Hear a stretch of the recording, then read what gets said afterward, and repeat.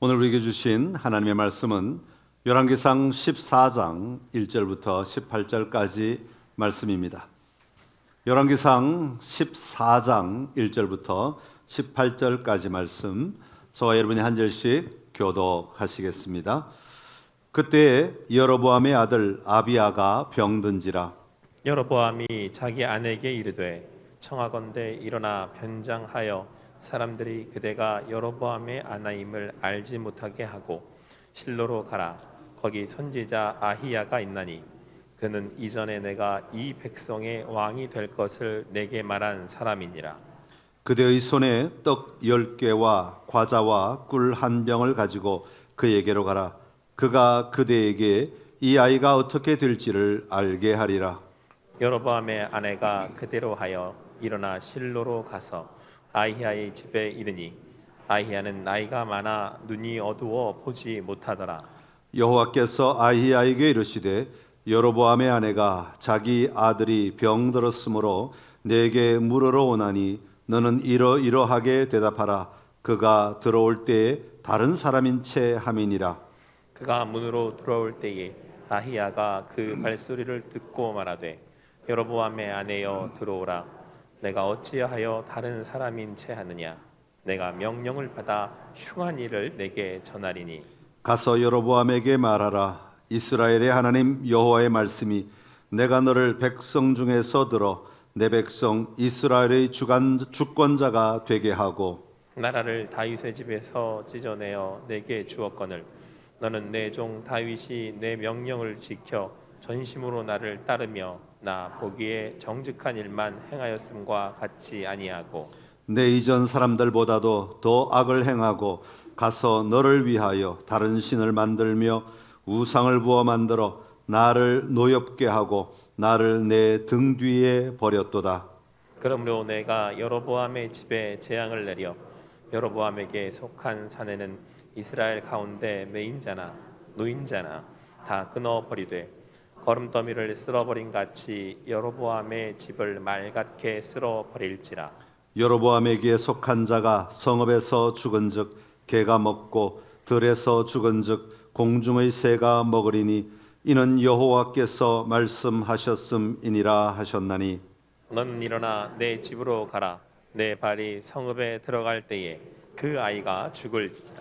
온 이스라엘이 그를 위하여 슬퍼하며 장사하려니와 여로보암에게 속한 자는 오직 이 아이만 묘실에 들어가리니 이는 여로보암의 집 가운데에서 그가 이스라엘의 하나님 여호와를 향하여 선한 뜻을 품었음이니라.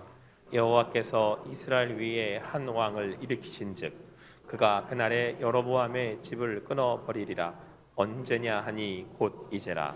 여호와께서 이스라엘을 쳐서 물에서 흔들리는 갈대같이 되게 하시고 이스라엘을 그의 조상들에게 주신 이 좋은 땅에서 뽑아 그들을 강 너머로 흩으시리니 그들이 아세라상을 만들어 여호와를 진노하게 하였음이니라.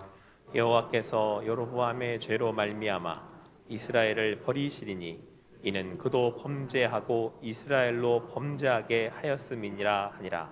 여로보암의 아내가 일어나 디르사로 돌아가서 집 문지방에 이를 때 그 아이가 죽은지라. 온 이스라엘이 그를 장사하고 그를 위하여 슬퍼하니 여호와께서 그의 종 선지자 아히야를 통하여 하신 말씀과 같이 되었더라. 아멘. 할렐루야. 오늘 주님 앞에 나오신 여러분들을 축복합니다. 여러분과 또 여러분의 가정에 또 영상으로 예배드리시는 여러분의 가정에도 하나님의 은혜가 충만한 하루가 되시기를 간절히 기원합니다. 뉴요커라고 하는 잡지에 만화가 하나 실렸습니다. 우리 잡지나 신문에 보면 조그만 만화들이 실리지 않습니까? 이 뉴요커라는 잡지에 실린 만화는 이런 것입니다. 어떤 마을에 작은 다리가 하나 있는데 그 다리 입구에 이렇게 쓰여져 있습니다. 무게 제한 8톤. 이 말은 무슨 뜻이에요? 이 다리는 8톤까지는 견딜 수 있다. 그런 다리다. 그런 의미죠. 그러니까 8톤이 넘는 차는 들어오지 마라. 그런 의미도 담겨 있습니다. 그리고 그 그림 옆에 트럭 한 대, 큰 트럭 한 대를 그려놓고 그 트럭 뒤에 또 이렇게 쓰여져 있습니다. 8톤. 그 무슨 뜻이에요?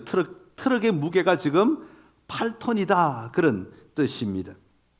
자, 여러분, 이 8톤을 견디는, 이 8톤의 하중을 견디는 다리 위로 8톤의 무게를 가진 트럭이 들어가기 시작합니다. 중간쯤 트럭이 갔는데 글쎄 갑자기 저기서 작은 파랑새 한 마리가 날아오는 겁니다. 그러더니 트럭 위에 싹 내려앉았어요. 어떻게 되었겠어요? 다리가 무너지고 이 트럭이 강물로 추락하고 말았다고 하는 겁니다.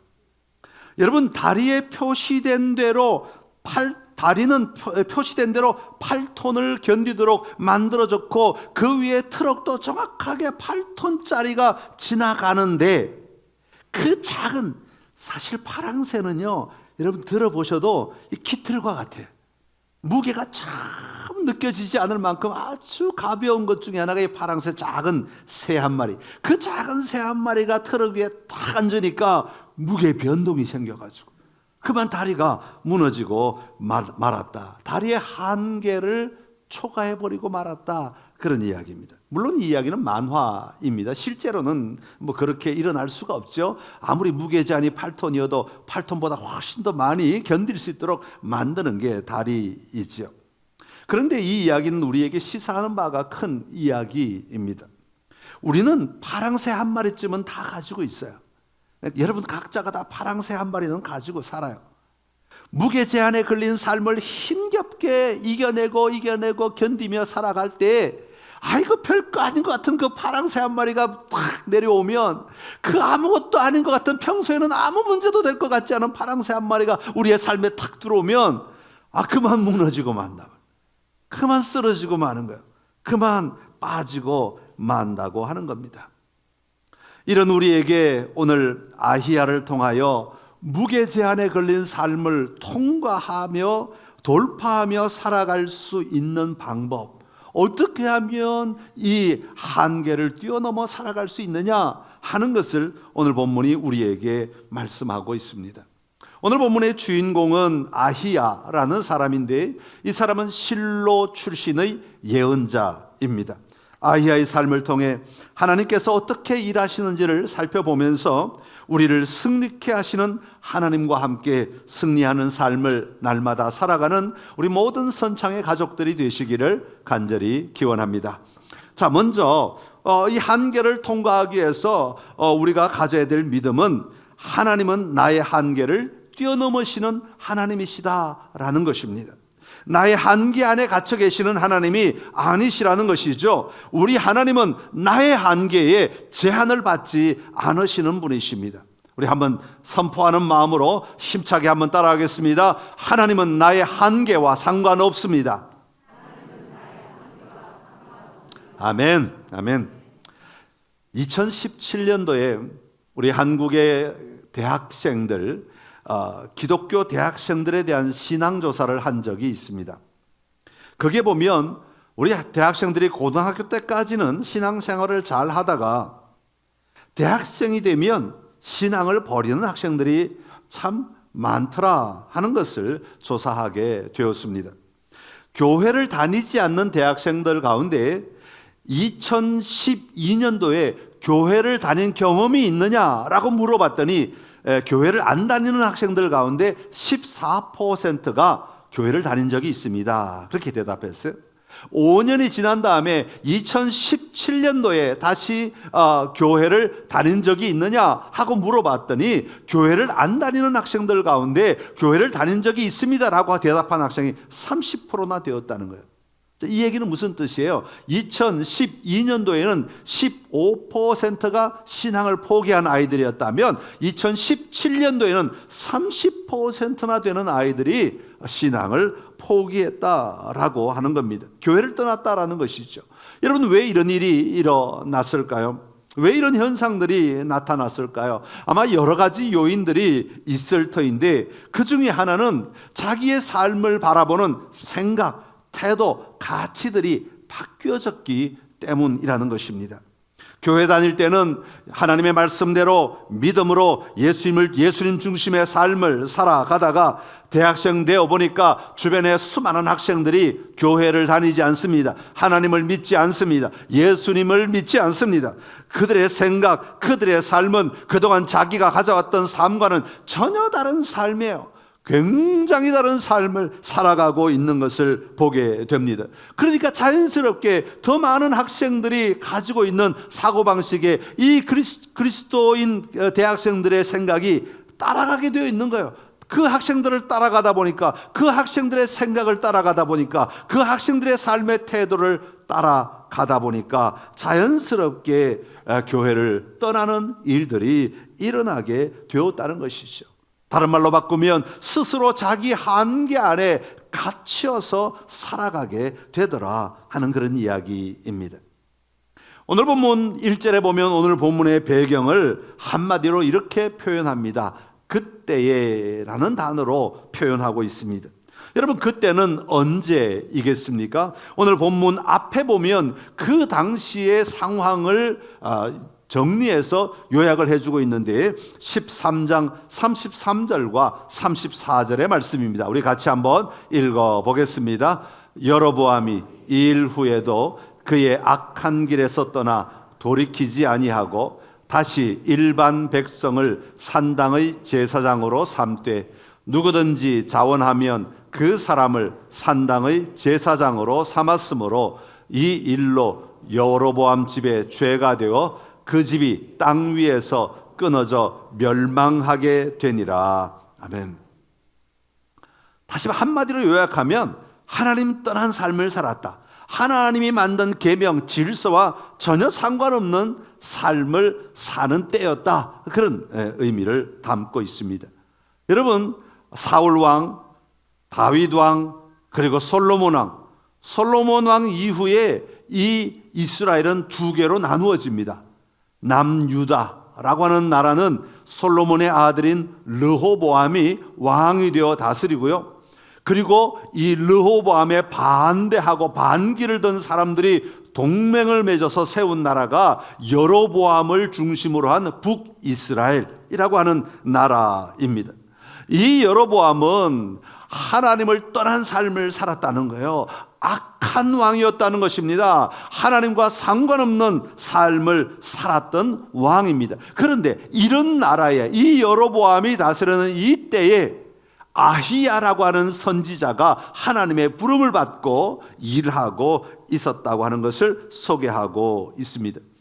오늘 본문에 보면 아히야의 모습을 소개하는 내용이 나오는데, 아히야는 젊고 힘있고 아주 막 강건하고 어디나 뛰어다닐 수 있는 그런 사람으로 표현되지 않습니다. 4절에 보면 아히야의 모습을 이렇게 소개합니다. 아히야는 나이가 많아 눈이 어두워 보지 못하더라. 그렇게 말하고 있습니다. 아히야의 한계를 분명하게 그려주고 있습니다. 아히야의 한계 첫 번째는 나이가 많다는 겁니다. 여러분, 나이가 많아지면 나타나는 현상이 무엇입니까? 우리 몸을 우리 마음대로 사용할 수가 없다는 거예요. 힘이 없어집니다. 관절 마디마디가 쑤십니다. 온 몸에 질병이 나타나기 시작합니다. 오랫동안 사용하다 보니까 이 몸이 이제는 더 이상 내 마음대로 다룰 수 없는 몸이 되어 간다는 겁니다.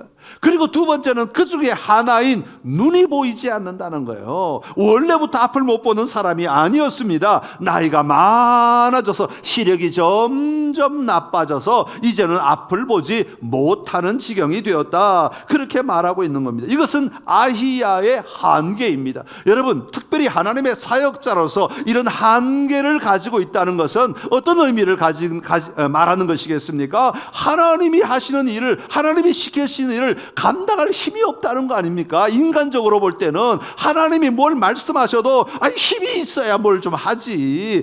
걸어가기도 하고 사람을 찾아가기도 하고 말을 하기도 하고 보기도 해야 뭔가 일을 할 텐데, 나이도 많이 들었을 뿐 아니라 앞도 안 보이니까 뭘 제대로 할 수 있는 일이 별로 없어 보이는 사람이라는 말을 담고 있는 것입니다.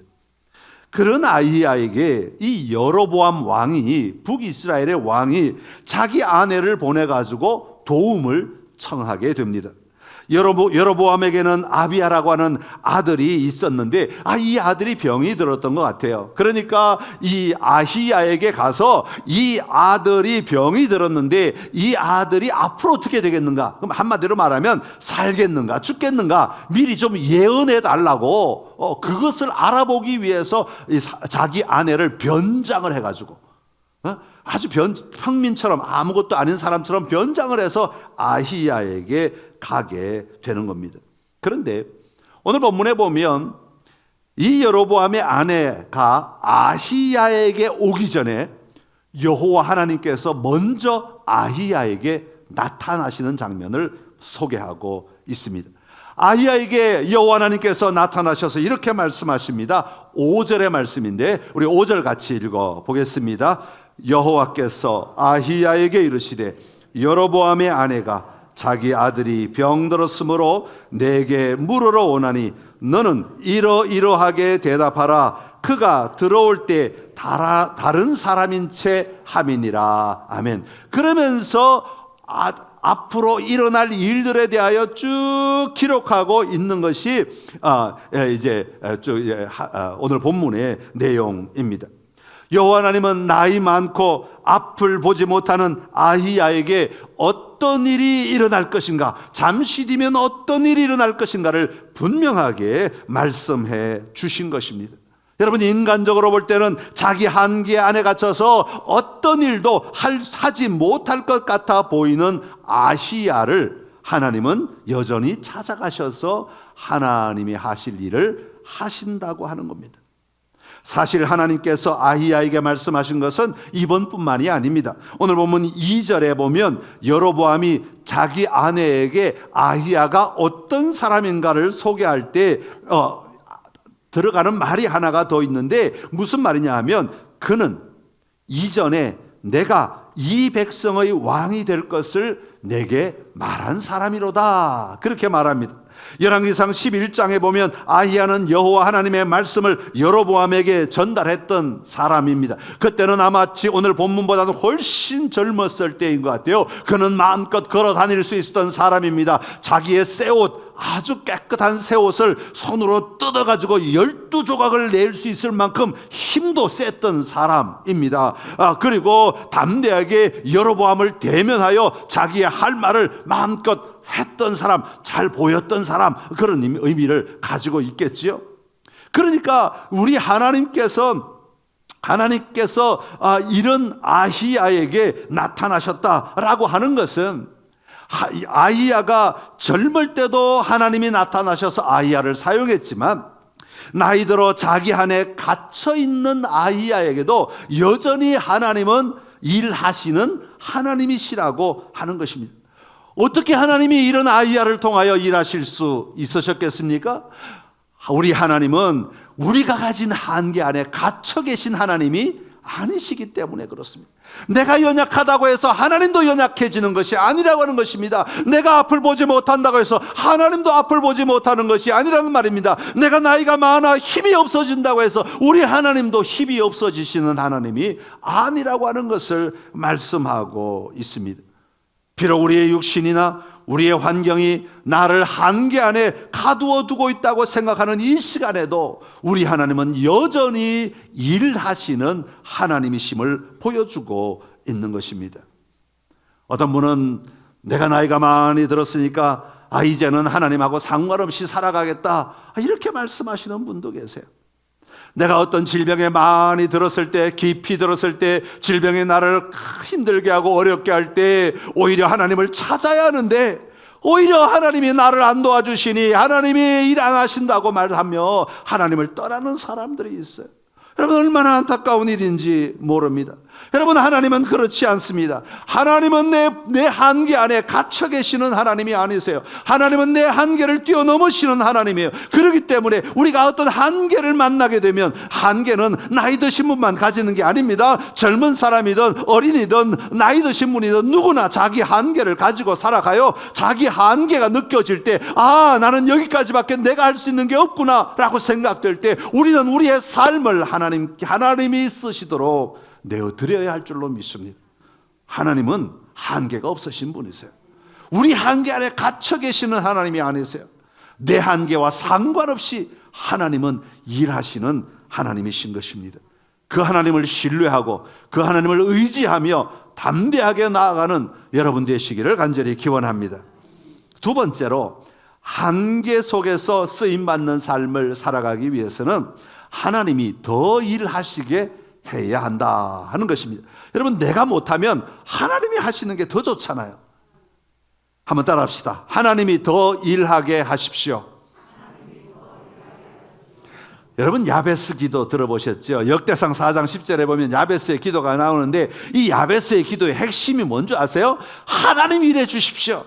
하나님이 더 일해 주십시오. 이 내용이에요. 우리 야베스의 기도 한번 읽어보겠습니다. 시작.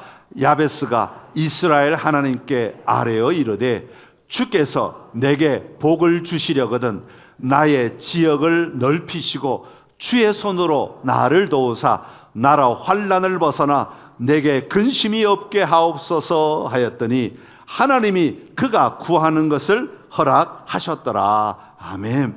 야베스는 복을 주시려거든, 그래도 그건 뭐라 그래요? 나의 지역을 넓혀 주십시오. 주의 손으로 나를 도와주십시오. 나라 환난을 벗어나게 해주십시오. 내 근심이 없게 하여 주십시오. 이거 다 누가 하는 일이에요? 하나님이 하시는 일이에요. 하나님이 일해 주십시오. 하나님이 일해 주십시오. 하나님이 일해 주십시오. 하나님을 바라보고 하나님을 의지하고 하나님께 맡기는 것이에요. 여러분, 하나님이 일하게 하는 방법은 어떤 것이 있습니까? 제일 먼저 생각나는 것, 기도 있지요. 야베스 기도처럼 우리는 기도하는 것입니다. 그러나 기도 외에도 하나님이 일하시게 하는 방법이 있습니다. 그것은 뭐냐 하면 하나님의 말씀에 순종하는 것입니다. 내가 순종하면 하나님이 일하시는 거예요. 내가 하나님의 이 말씀에 순종하면 하나님이 그대로 그 말씀대로 일하신다 하는 겁니다.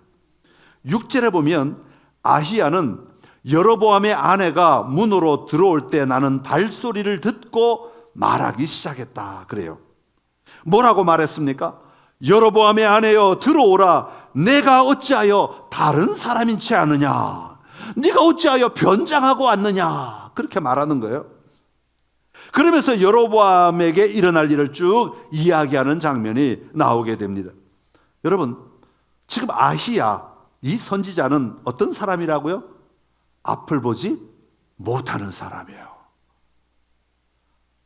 앞을 보지 못하는 사람입니다. 그런데도 아히야는 그 발소리만 듣고 어떻게 이 이야기를 다 하였어요? 아니, 이게 여로보암의 아내인 줄 어떻게 알았어요? 변장한 줄은 또 어떻게 알았어요? 어떤 사람은 이렇게 말합니다. 앞을 보지 못하면 귀가 발달합니다. 아니, 귀가 발달한 건 그래요. 소리를 잘 듣는다 쳐요. 그럼 그게 남자인지 여자인지 어떻게 알아요? 그럼 코가 발달했습니다. 여자의 향수 냄새를 맡지 않았겠습니까? 뭐 그렇다고 쳐요. 그럼 변장한 건 어떻게 알았을까요? 이 사람이 여로보암의 아내인 줄은 어떻게 알고 변장한 줄은 어떻게 알았을까요? 여러분, 인간의 방법으로는 도저히 해결할 수 없는 방법입니다. 아히야가 여러분 이렇게 정확하게 마치 보고 있는 것처럼 말할 수 있었던 것은 자기가 보거나 아니면 자기가 듣거나 자기가 느꼈기 때문이 절대로 아닙니다. 아히야는 오직 하나님이 말씀하신 대로 순종하여 선포한 것입니다. 하나님이 알려주신 대로 그대로 믿음으로, 안 보이니까 얼마나 불안해요. 틀리면 어떡해요? 아니면 어떡하고, 안 되면 어떡하냐고요. 그럼에도 불구하고 아히야는 하나님이 말씀하시는 것을 그대로 가지고 담대하게 선포한 것입니다. 순종했다 그 말이에요. 그럴 때 17절에 보면 실제로 놀라운 일이 일어납니다. 우리 17절 시작. 여로보암의 아내가 일어나 디르사로 돌아가서 집 문지방에 이를 때 그 아이가 죽은지라. 아멘. 무슨 말입니까? 자신의 한계를 뛰어넘어 하나님을 신뢰하고 순종함으로 그 입을 벌려 하나님이 주신 말씀을 그대로 선포하였을 때 그 선포한 대로 그 일이 일어났다는 겁니다. 그 일이 발생했다는 거예요. 여러분, 누가 그 일을 만들었습니까? 누가 그 일이 일어나게 했습니까? 아히야는 여전히 자기 집에 있었는데 누가 그 일이 일어나게 만들었습니까? 하나님이 하신 것입니다. 아히야는 믿음으로 선포하였고 하나님은 아히야가 선포한 대로 그대로 일하신 것입니다. 아히야의 선포가 하나님으로 더 일하게 한 것입니다. 사랑하는 성도 여러분, 여러분은 하나님의 말씀을 신뢰하십니까? 그렇다면 하나님께 순종하십시오. 하나님의 말씀을 믿고 신뢰함으로 순종하십시오. 하나님의 말씀을 믿고 신뢰함으로 순종하며 나아가십시오. 그럴 때 하나님께서 여러분의 삶에 더 놀라운 일을 행하실 것입니다. 예수님은 말씀하십니다. 항아리에 물을 채워라, 떠서 연회장에게 갖다 주라. 여러분, 상식적으로 도저히 맞지 않는 말입니다. 구정물통에 구정물을 담아서, 더러운 통에 더러운 물을 담아서 갖다 주라는 말과 같이 들려지는 이야기예요. 그런데 순종하였을 때 그 물은 최상급 포도주가 되었습니다. 우리는 내가 할 수 있는 일을 하면 됩니다. 물을 담으면 됩니다. 갖다 주라 그러면 갖다 주면 되는 겁니다. 그 다음 일은 하나님이 하시는 것입니다. 우리는 순종하면 됩니다. 우리는 기도하면 됩니다. 우리는 축복하면 됩니다. 우리는 선포하면 됩니다. 우리는 믿음으로 걸어가면 됩니다. 우리는 또 기다리라면 인내하면 됩니다. 그러면 하나님이 일하십니다. 그러면 하나님이 더 일을 하시는 것입니다. 하나님이 앞서가 일하십니다. 이 분명한 믿음의 원리를 내 삶에 가지고 날마다 한계를 뛰어넘어 쓰임받는 우리 모두의 삶이 되시기를 간절히 기원합니다. 마지막으로 한계 속에서 쓰임받는 삶을 살아가기 위해서는 하나님께 영광이 되게 해야 합니다. 한번 따라합시다. 하나님께 영광이 되게 하십시오.